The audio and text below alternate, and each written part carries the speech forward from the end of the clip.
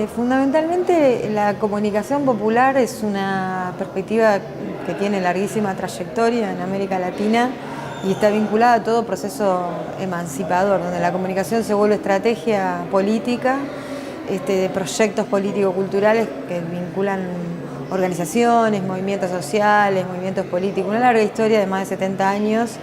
y en donde la radio en particular ha sido estratégica, en particular la radio popular, la radio comunitaria o educativa, como se le ha denominado, la red insurgente, que ha sido estratégica en ese proceso, ¿no? Entonces lo fundamental ha sido producir contenidos y barras programáticas que estén vinculadas a la agenda de esos movimientos sociales y políticos, más que a la agenda de los medios corporativos o de los intereses con fines de lucro. Eso está estrechamente articulado con una visión de la sociedad que se quiere construir, ¿no? En el caso particular de las radios universitarias, yo creo que más recientemente, a pesar de ya de la cantidad de años que tienen en el continente latinoamericano y la más vieja que está en la Argentina, que es la radio de la Universidad Nacional de La Plata, se hace bastante eco de esa experiencia latinoamericana de la comunicación popular,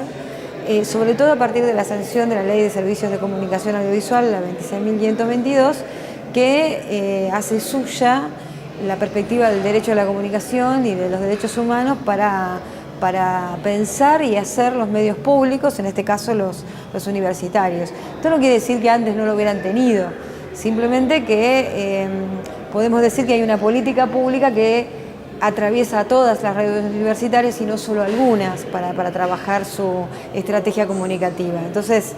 creo que comunicación popular, nacida en experiencias muy territoriales, estratégicas, de movimientos políticos sociales latinoamericanos,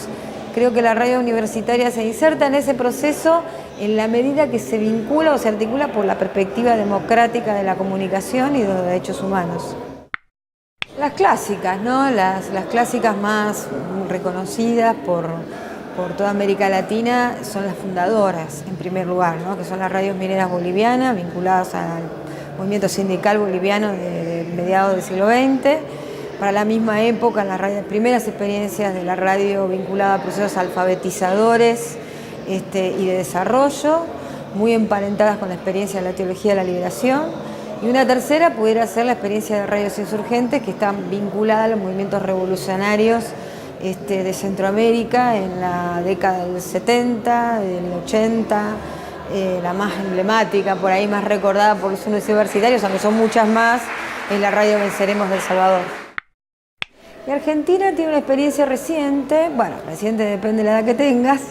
que nacen con la democracia, con la reapertura democrática, ¿no? En 1983,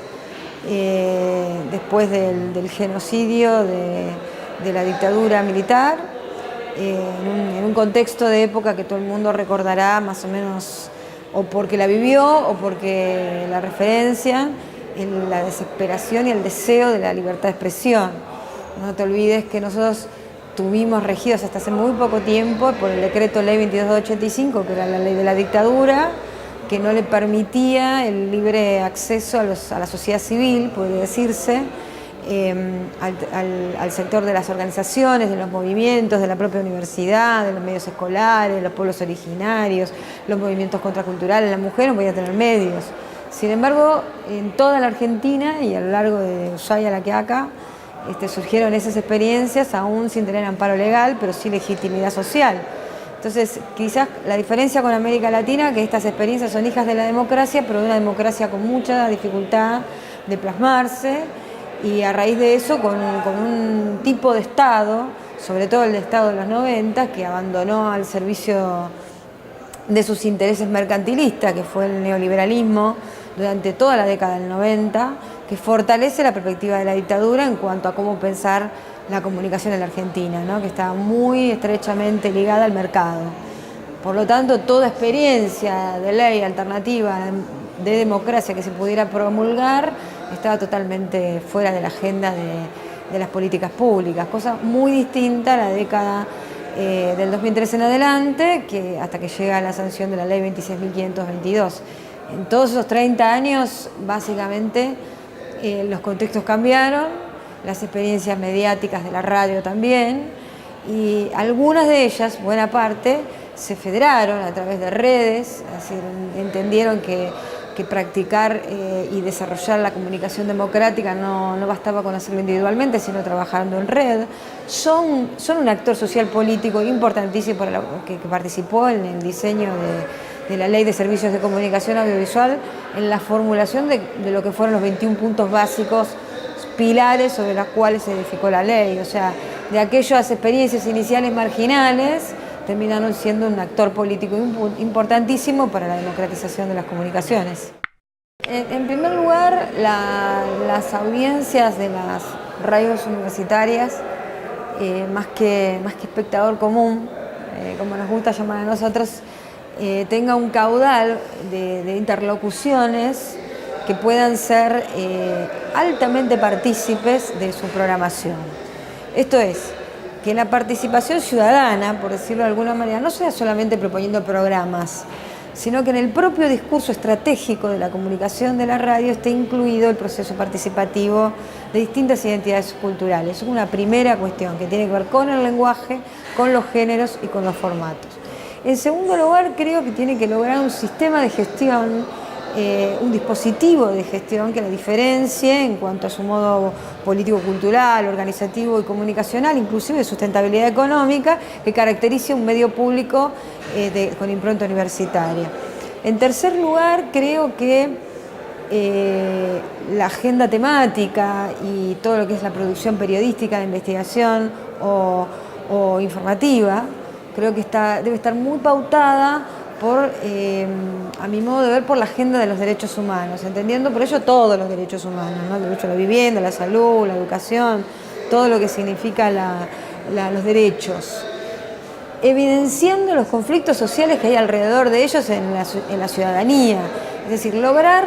que los actores sociales, que las personas, ya sean organizadas o no organizadas, institucionalizadas o no,